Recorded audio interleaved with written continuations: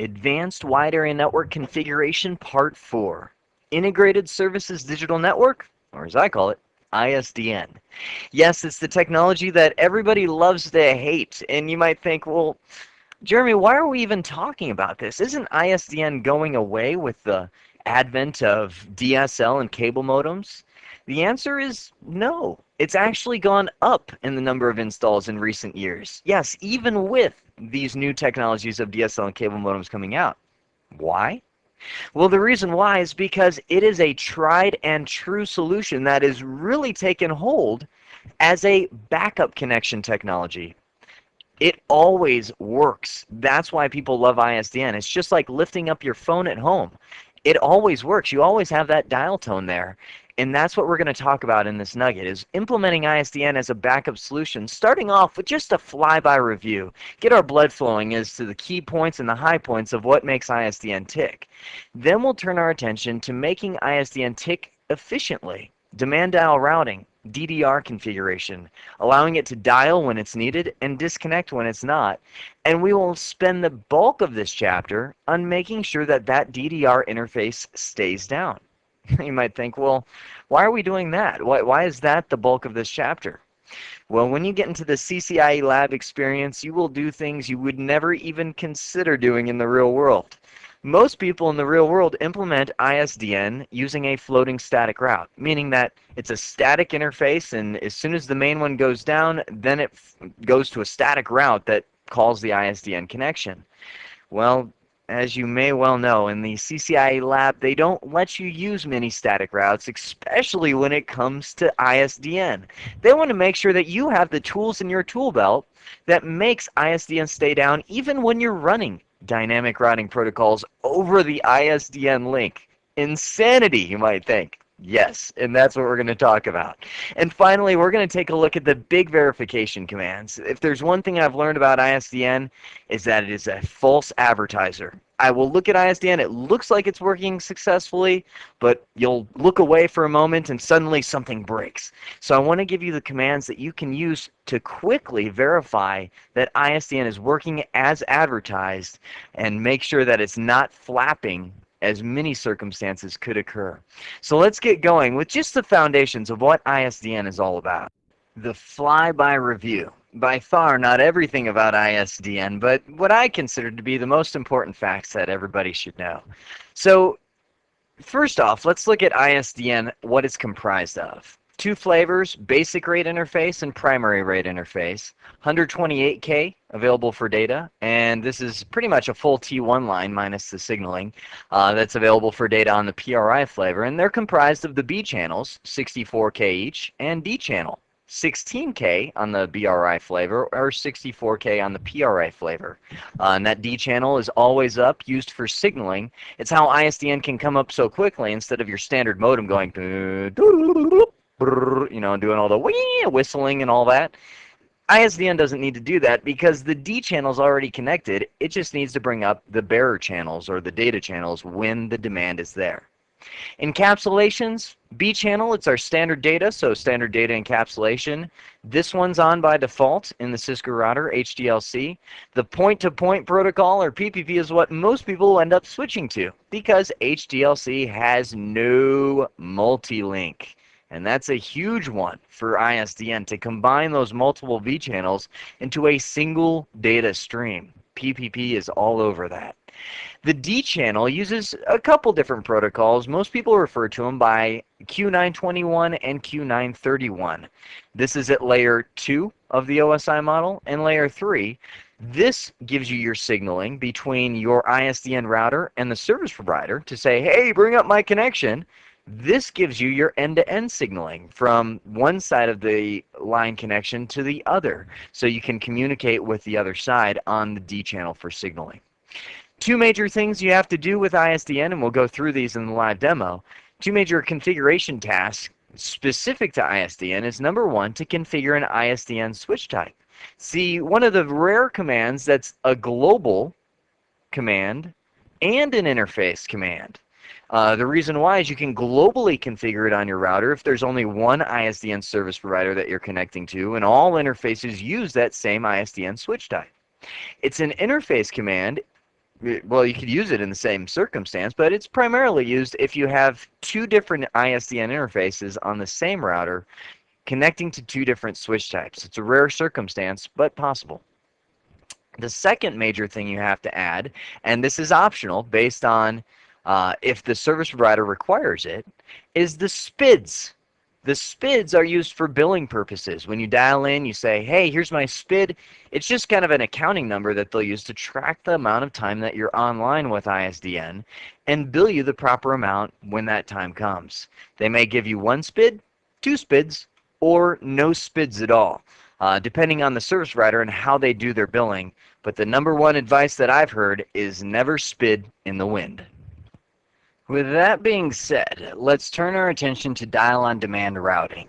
DDR is fairly straightforward to set up, and hopefully, again, this is mostly review, but if it's not, that's okay. Just pay close attention as we go through each one of these steps, most of which I'm going to do in the live interface. 5 steps to make DDR routing work correctly is number 1, just like we saw in the previous slide, configure your correct ISDN switch type and SPIDs. That's the correct way to do it for ISDN. From there, specify interesting traffic. If you've ever seen Wayne's World, you have Wayne and Garth, and as soon as they see the famous rock star, I think it was Alice Cooper, they go, we're not worthy, right? In the same way, you have all this traffic wanting to bring up your ISDN line. You have to determine what traffic is worthy to spend the money to bring up the ISDN connection. That's your interesting traffic. From there, you need to configure your dialer information, your phone book, where your router can call and the phone number to get there. Then you'll set up all your optional parameters. And this is where we're going to spend a lot of time when we get into the specific sections dealing with keeping your DDR interface down. This will deal with things like encapsulation, if you want to configure multi-link, callback parameters, all of that kind of goes into the optional CAN. Finally, configure traffic routing over ISDN. And this, I think 4 and 5, these two are really going to be where our focus is as we transition into keeping that interface down through all the major steps, because configuring traffic routing over ISDN is typically in the real world done with a static route. And believe it or not, that's all most administrators know. And that's okay because it works fine for the real world. However, when the tool of static routes is yanked from your tool belt in the CCIE lab, what then? Well, we're going to talk about that. So let's get into the live demo right now. This topology is what we're going to use for all of our ISDN demonstrations. Now you can see that I have 4 routers deployed here. I have backbone 1 and backbone 2, which is unavailable to us. Those are off limits. We have router 5 and router 6 where we're going to do all our configuration. Now I've already set up OSPF, and router 5 is receiving a ton of routes from backbone 1 and sending it across the frame relay cloud to router 6. I've set up all the IP addresses. The only thing that's completely unconfigured is the BRI 0 interface on both routers. I want to focus in on the ISDN setup. So let's first off deploy the ISDN interface with all the base configuration that we just talked about on the previous screen. Now just a tip for those of you going into the CCIE lab environment, there's so many commands that make ISDN work. I prefer to actually open up the online documentation and just look at an example, because even if you've done ISDN 1,000 times, there's always something that I seem to forget because there's so many commands to put together into one config. I'm going to go into interface BRI 0, and the first thing I'm going to set up right here is the IP address. I'm going to say router 5, looking at the diagram, it's an iTest, but I have 172.20.1.2 with a 30-bit mask. Now we'll go ahead and deploy our first step from the previous slide, which is the ISDN switch type. Now I'm looking at the ISDN cloud to a basic 5 ESS switch. That's straight from the service provider. And I'll also go ahead and configure my SPID while I'm here. SPID 1 is 111. So I'll type in ISDN SPID 1 111. Now some service providers may have 2 SPIDs. It's totally up to them. But in this case, there's only one. Now we'll go ahead and set up the dialer list. Let me get back out here and I'll just do a dialer list 1 protocol IP, and I'll just say permit. I don't need to do an access list. And again, dialer list specifying our interesting traffic for the BRI interface. I'm saying anything that has to do with TCP/IP is permitted, which is a pretty broad thing, but we'll leave it broad so anything can bring up that interface. I need to go back into interface BRI 0 and apply that to the interface using the dialer group command. Dialer group 1 applies that. Now let's go ahead and turn on our encapsulation. So I can use multi-link. I'll go ahead and throw on PPP, and while I'm there, I might as well type in PPP multi-link. We see a few status messages flashing across the screen. While I'm doing PPP multi-link, I'll use the dialer load threshold command. And remember, this is the one that specifies the threshold from 1 to 255, where 1 is pretty much 0% and 255 is 100%, saying how much bandwidth needs to be utilized on that interface before I bring up another D channel or another B channel. I'm going to say 1 because I want to, as soon as this thing goes active and gets some traffic, I want it to bring it up. By the way, just as an interesting side note, I long have wondered why they use 255 here instead of 100%, 1 to 100%. It all actually comes from, let me do a show interface BRI 0. It comes from this. The load, we see send and receive load is always and has always been on Cisco routers on a scale of 1 to 255 on the interface. So based on this, when they did the dialer load threshold command, they just used 255 instead of a scale of 1 to 100. Now, if you want to ask the question why Cisco went with this scale in the first place, I have no idea. Let's get back into interface BRI 0. Because at this point, I think we are done with router 5. I'll do a no shutdown. It looks like we're getting some status messages. Interface changed up. Layer 2 has changed up. That's the one I want to see because router 5 is now communicating with that ISDN switch. Oh, and there's one command I forgot. It's the most critical one. I have to do a dialer map. Dialer map IP, I need to map that remote IP address to its phone number. So I know when I'm trying to reach router 6, what phone number do I dial? So I'll say router 6, 172.20.1.1. And it's going to ask me, what dialer string do you want to dial? Now I also want to tack on this broadcast keyword. It's just a habit of mine because I want to allow routing updates to go across the ISDN link. So I'll say broadcast followed by now my word. Phone number 480-222-2222. Enter. So I've now mapped that out and I'm done with router 5. And now you can see why I keep that online documentation open in the background. There's just so many commands that makes ISDN work. Let's hop on over to router 6. And I'm going to fly through that configuration and it'll help review those commands with you at the same time. Interface BRI 0. I'll do IP address 172.20. And by the way, I get on these side tangents. 172.20, you might be thinking, why are you using that and not 16? Well, one thing I've found in the IE lab is that they commonly use well-known addresses like, 192.168, 172.16, but they'll change an octet. I think they just do it to kind of goof you up. 172.20, because a lot of people just by nature type in 172.16. So be careful when you're looking at your diagrams. Here's my IP address. ISDN switch type, basic 5 ESS. We'll do the ISDN SPID 1.222. We will do the dialer list 1 protocol IP permit. I can do it from interface configuration mode, but it will kick me back out. So let me get back into interface BRI 0 and type in dialer group. So I've applied the interesting traffic there. Encapsulation PPP, PPP multi-linked, dialer load threshold 1, and I'll say either direction. So I know when to bring up that second B channel. Yes, you only have to do that on one side of the link. I just make it a habit to do it on both. And finally, the dialer map. Oh, and by the way, I have a little piece of paper right next to me telling me all these commands. You might be thinking, wow, how do you remember all that? I've got a little note card. Dialer map IP 172.20.1.2, followed by what phone number I need to dial. I'll throw that broadcast keyword over here. And the phone number I need to dial to reach router 5 is right up top, 480-111-1111. No shutdown. So at this point, I haven't configured any routing really. It doesn't know when to use that BRI interface. But since we've configured the dialer map, I should be able to, on router 6, hold your breath, I should be able to ping router 5. I see layer 2 is up.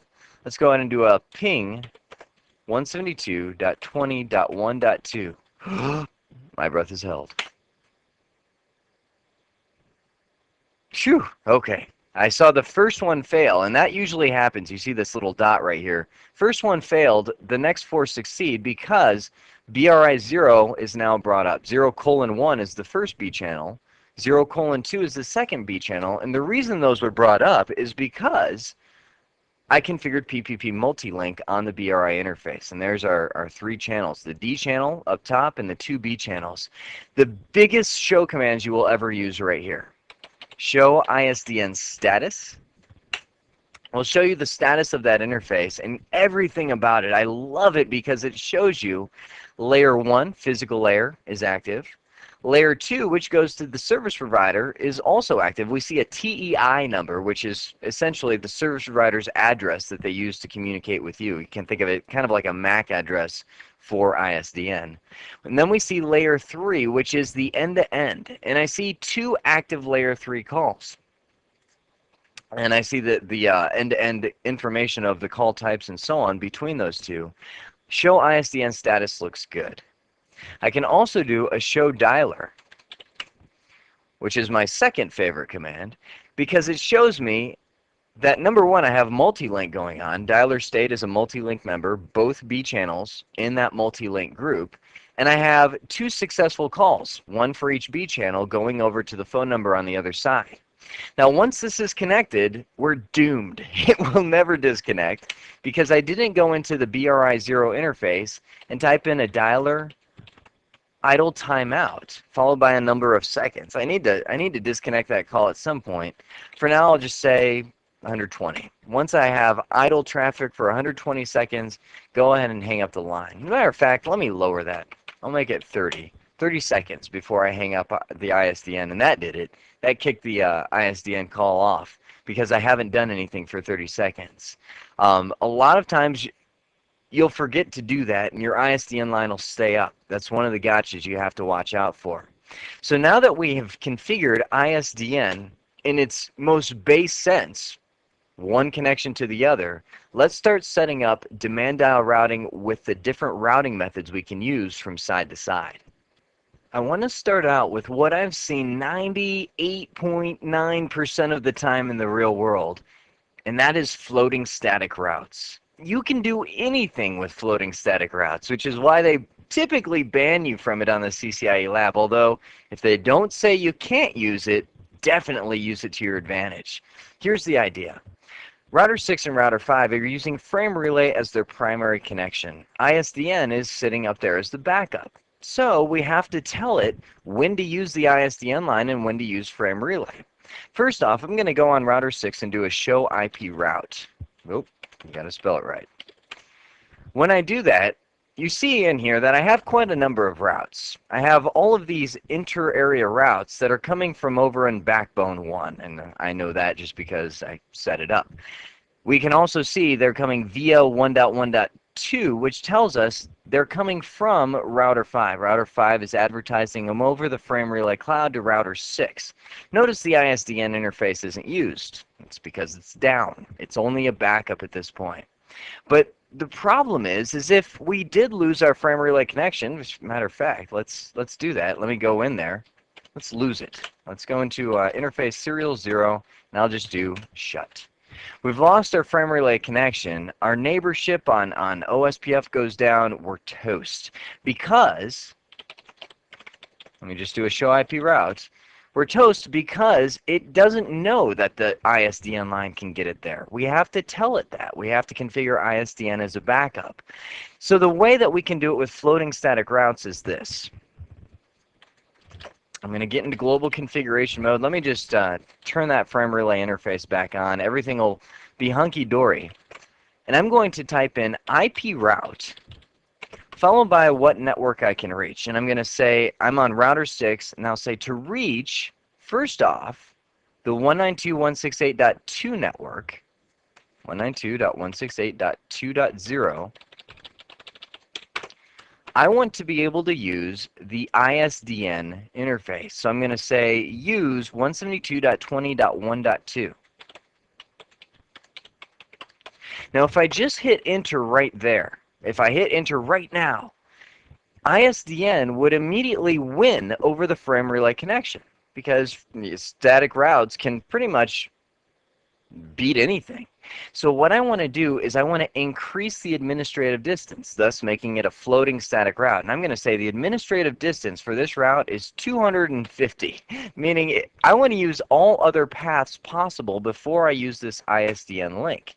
So when I go back to my routing table, I will still see the OSPF routes in there rather than the ISDN routes. Now let me do one more. IP route 172.16.0.0. I want to get all of those advertised routes that are behind the backbone 1. And I'll say 255.0.0. I'll just do a broad mask. Same thing here. Administrative distance of 250. Now when I go back and I do a show IP route, I'm going to still see, look at this, all of the routes in this table are still using the frame relay connection. Because I cranked up that administrative distance so high, it's never going to prefer the ISDN route. It's never going to prefer that hop unless these are gone. So let's make them gone. I'm going to go ahead and go into interface serial 0 and do a shut. Again, I'm shutting it down. And at this point, we see the neighborship for OSPF go down. I'm going to do a show IP route. And look at this. Now those static routes are showing up. You see that huge administrative distance, saying that those are still reachable, but are they? Well, let's try it out. Ping 192.168.2. Let's grab one of these behind router 5. 2.2. I hit enter. Uh-oh. Oh, there we go. Life is good. The BRI0 just came up, and you can see our ISDN backup worked successfully. I'll just do a show IP interface brief so that we can see it's now activated, at least for 30 seconds until that idle timeout goes away. I'm also going to ping 172.16. Oh, I can't remember them now. Let's try 6.1. I know that's one of them, which is one of those interfaces behind backbone 1. Huh, why is that one failing? This is the disadvantage of floating static routes. Think about this. Router 6 knows how to get over here to router 5 and can reach up here to backbone 1, but does router 5 and backbone 1, or actually just router 5 in this case, know how to get back? No. See, this is why Cisco hates static routes on the IE lab, is because they're so manually intensive. They're so administrative overhead intensive, because I have to go over to router 5 and configure floating static routes to bring it back in this direction, to bring it back to router 6. Without the correlation between the two, it won't work. And the problem with that is we don't know what routes are being generated by backbone 1 or backbone 2 in this case. So we are incapable of statically configuring every potential route that could be out there. So with floating static routes, that's how you'll do it in the real world most of the time. But with those out of the way, let me get into how you'll end up doing it on the CCIE lab. In the lab environment, Cisco likes to force you to make your routing protocols active over your ISDN line or your demand dial backup lines. And you might think, well, if you keep your routing protocol active, won't that keep the link up all the time? Yes, it will, and that's what you have to overcome. Now you might be thinking, well, wait a sec, that's not very real world, is it? I mean, isn't that just kind of something you would never do? Well, think about it. Think about the scenario we just ran into. Backbone One, or maybe your internet service provider in the real world, may be sending routes that you have no control over. You don't know what they're going to send you. Well, in that case, you can't make static routes for that. If you don't know what's going to be coming, then static routes aren't an option. You have to use dynamic routing. So they're trying to prepare you for that. The first way that we can do this is by using what's known as a backup interface. Now, in the background, I've removed our static routes, I've reactivated frame relay, so everything's just as it was before we just did the floating static route example. Let's get into this global configuration mode, and the first thing I want to do is I want to activate OSPF on our ISDN line. I'll do that by typing in network 172.20.1.1, which is our ISDN connection. Wildcard mask of all zeros, area 0. So OSPF is now on that BRI interface. And look at what happened. Instantly, as we would expect, OSPF kicked that interface on. Why? It's sending hello messages. It's saying who's out there. That's not good. If we're paying per minute, we want that interface to go down. So here's how we do it. Method 1. I'll go into interface serial 0, and I'll use the backup interface command. One of my favorite commands. Backup interface, and I'll type in BRI 0. Watch what happens. Wham! This has now become a dedicated backup interface for serial 0. Let me see if I can find the line I'm looking for here. Right there. Interface BRI 0, change state to standby mode. What that's saying is that is a standby. It is only going to be used as a backup for serial 0. This command is excellent when you don't want to use that BRI 0 for anything else. And there's one other tag-along command to it. Backup delay. This is going to say how long do you want to wait after serial 0 goes down before you bring up the ISDN link. I'm going to say 3 seconds after serial 0 goes down, bring up ISDN. And I'll say I want to wait maybe 15 seconds after serial 0 comes back online to deactivate ISDN. It's kind of a activate, deactivate. Hit enter so it knows when to bring up that BRI connection. Now this command is great in the sense that it will provide a backup connection for you. However, I kind of think of it this way. Many of you have cell phones, right? Cellular phones to call around as you roam around the world. Well, imagine this. Imagine if you had a cell phone that you could only dial one number on. Maybe you had a cell phone to call your work, and a cell phone to call your husband or your wife, and a cell phone to call your friend, and a cell phone to call your other friend. You'd have all these cell phones strapped to your waist, and many of you probably do. Well, that's kind of what this command does. You pretty much have a line that's dedicated as a backup and can do nothing more. Look at this. I'm going to go back and do a show interface status or a show IP interface brief. It's stuck in standby mode, and nothing is going to take it out other than serial 0 going down. Now, that's kind of inefficient, and that's why this command is many times also banned on the CCIE lab. But let me show you how to test this, how to make sure it's working okay. You can't shut down the interface. That's what makes it very difficult. Serial 0 has to go down, not administratively down, in order for BRI 0 to go up. So what I'm going to do is I'm going to toast the encapsulation, which is going to HDLC. It's going to completely mess up my configuration, but that's okay. I've got it saved and I can reboot. You can see line protocol on interface serial 0 went down. Then it went back up because it has a moment of HDLC before the keep alives end up failing that it's going to think it's online and it's going to think it's active. So think of this. As of right now, in your environment, in the real world, you are not having any connectivity. I'm going to do a show IP route. As of right now, look at this. We are toast.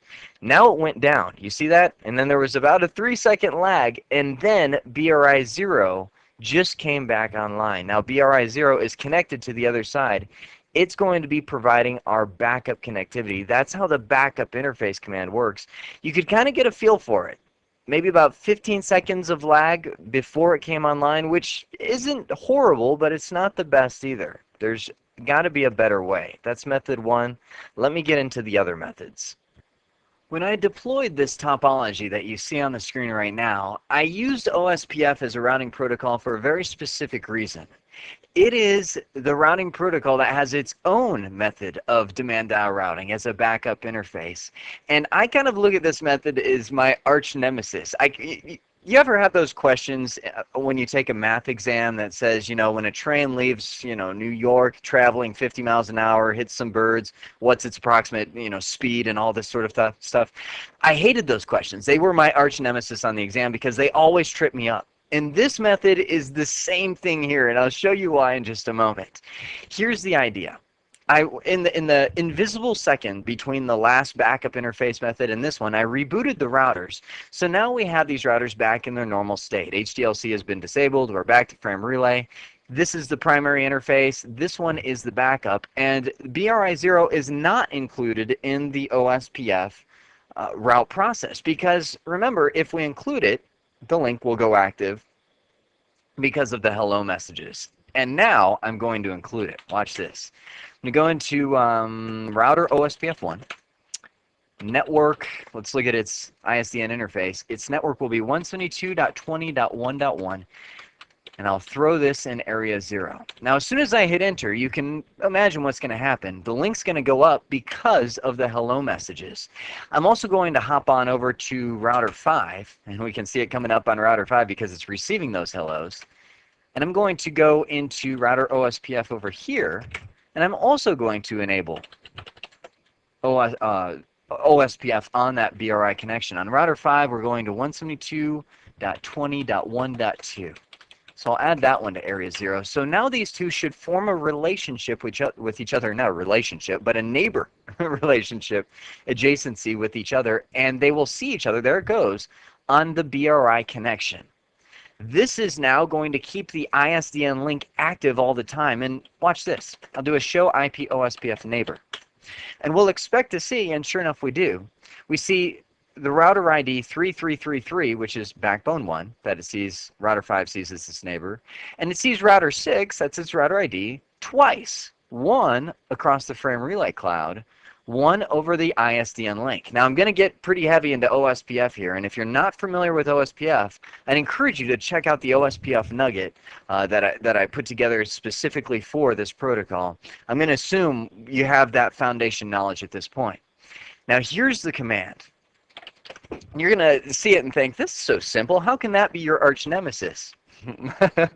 Oh, I just have to laugh. Watch this. I'm going to go into interface BRI0 and type in IP OSPF demand circuit. Or I'll type the whole name.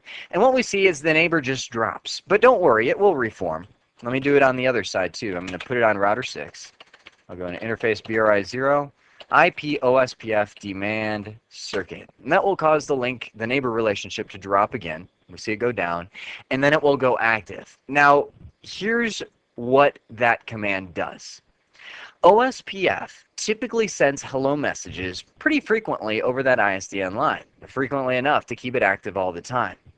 By enabling the BRI interface 0 as an IP OSPF demand circuit, it suppresses hello messages. The only time this ISDN line will enable is anytime there is a routing update of some sort, and it needs to update the other side. If you notice, well, look what happened here. As I spoke, the BRI interfaces went down. I'll do a show IP interface brief, and sure enough, both B channels are disconnected. So, let's think about this together. If we did a show IP OSPF neighbor, we would expect to see it removed from the BRI interface. It should only see the neighbor over frame relay, right? Watch this. Show IP OSPF neighbor. Look at this. We're on router 6, and we're still seeing router 5 twice.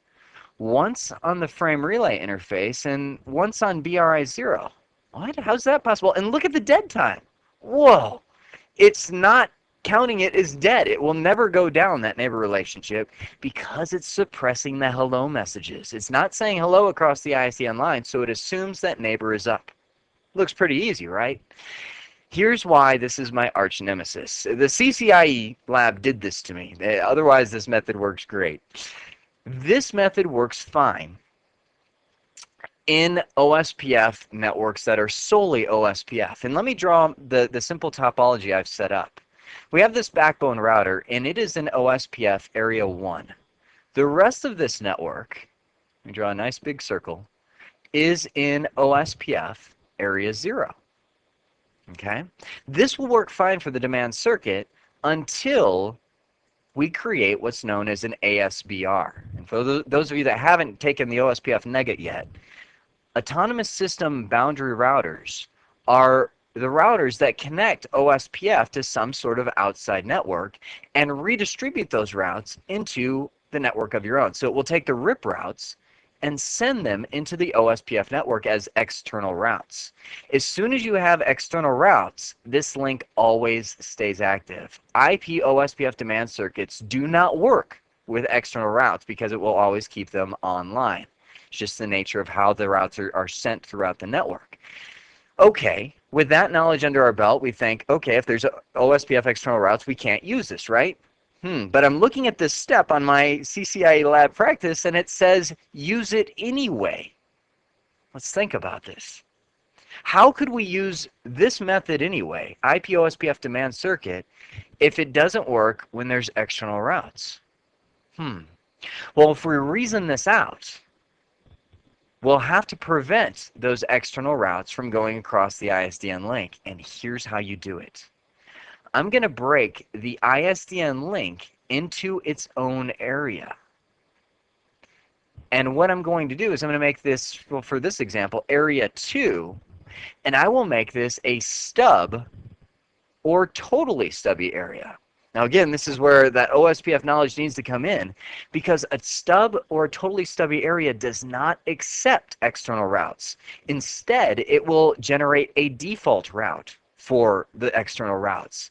So there's your solution. To make this scenario work with external routes coming into OSPF, you need to isolate ISDN from receiving those external routes by putting it in its own area. That's how the magic can happen with OSPF. So with that in mind, let me go ahead and clear off this screen. I'm going to reboot my routers in the background and then show you the final demand dial routing tool that I want to show you for this ISDN nugget. Let me also clear off all those annotations in the background so I can keep you as distraction free as possible as we talk about this final method. It's called dialer watch. And this is the closest thing to floating static routes you can get without actually saying floating static routes and implementing any static routing whatsoever. Here's the idea of dialer watch lists. I'm sitting on router 6, and I'm going to do a show IP route. What a dialer watch list does is it watches networks that you specify, keeps an eye on them. And if they ever disappear from the routing table, it will enable whatever backup interface you specify to reach or attempt to reach those networks. Here's how it happens. It's very similar to access lists. I'm going to go into global configuration mode, and I'm going to type in the command dialer watch list followed by a number. Now, just like access list, this is an arbitrary number. It's only locally significant. Whatever you'd like to use, feel free to use it. I'm going to use 10. Just pick one out of the blue. And we'll say dialer watch list 10. Next thing it's going to ask for is what protocol and what delay you'd like to enable the link. And I'll talk more about that one in just a little bit. I'm going to say dialer watch list 10 IP followed by what IP address or what network I'd like to watch. Now there's a huge gotcha with dialer watch lists, and this is where it trips a lot of people up. We see in this list 172.16.0.0 networks, pretty much all kinds of subnets from that original 16-bit classful network. A lot of people will say, well, I'm just going to, include a classful network. Let me show you what they'll do. They'll type in 172.16.0.0 followed by a subnet mask, in this case, like this. Makes sense, right? It's kind of like a summary. Catch them all with one command, right? That's not how dialer watch lists work.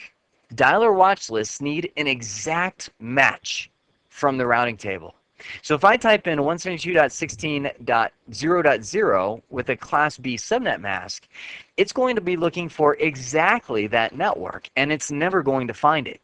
That network doesn't exist in the routing table. We need to type them in one at a time, and it makes it kind of painful. There's no summarization that we can really do in this case.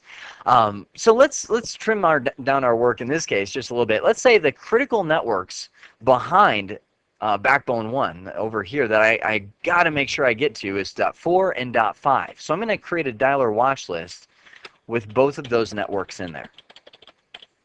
There's my first one. I'll hit the up arrow and add my second one.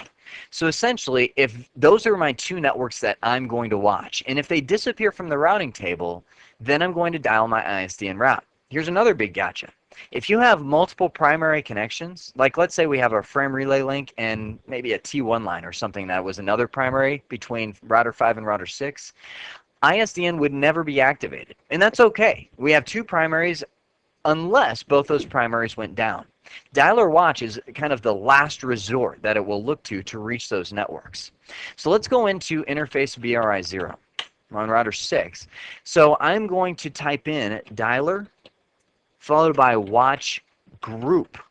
It's just like access list, access group, dialer watch group, and I'm going to specify 10, my dialer watch number, and hit enter. This interface is now going to be the one that's watching for those networks to disappear from the routing table. But there's a huge catch that a lot of people forget. When people think dialer list, or dialer watch, they think of these two commands, dialer watch list and dialer watch group. The big catch is that you have to map these networks to a phone number. It needs to know, you know what, this is an ISDN interface. If the primaries go down, what phone number do I dial to reach these two networks? A lot of people forget this, so I'm going to do it right now. Dialer map IP. I'm going to map an IP address, but instead I'm going to say to reach 172.16.4.0, that entire network. I need to dial, we're on router 6, I need to dial 480.111.1111. I'll hit the up arrow again and do the same thing for the 5 network. That tells it what phone number to dial if those networks should disappear from the routing table. So you know what? Let's make them disappear. I'm going to go into interface serial 0 and test out our dialer watch effectiveness.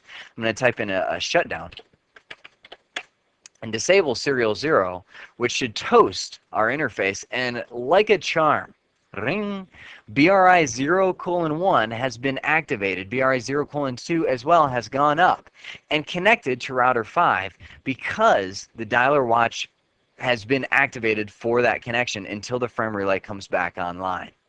So in this nugget, and I have had a great time in this nugget by the way, we have seen the glory of ISDN. We started off with an ISDN flyby review, just the concepts behind ISDN. And then we reviewed how to make DDR work in the basest of sense, how to configure a demand dial routing interface. The vast majority of this we spent making sure those demand dial interfaces stay down.